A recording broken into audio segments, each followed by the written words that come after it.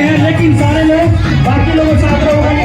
के नीचे खड़े रहें। पहचान देने वाले भोजपुरी के हमारे रितेश पांडे जी हमारे बीच में हैं और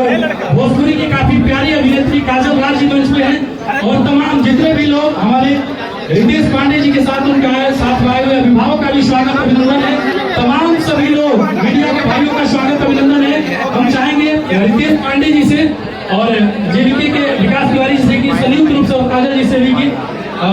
दीप प्रज्वलन करके कार्यक्रम हम लोग वीडियो की शुरुआत करेंगे और माचिस और ये सब चीज रेडी है, थोड़ा साइड दे दीजिए। अरे आप लोगों को हटाना यार।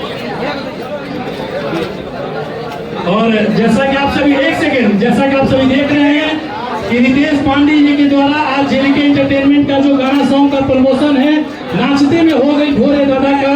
दीप प्रज्वलन करके हमारे कार्यक्रम का वीडियो शुरुआत करते हुए विकास तिवारी जी,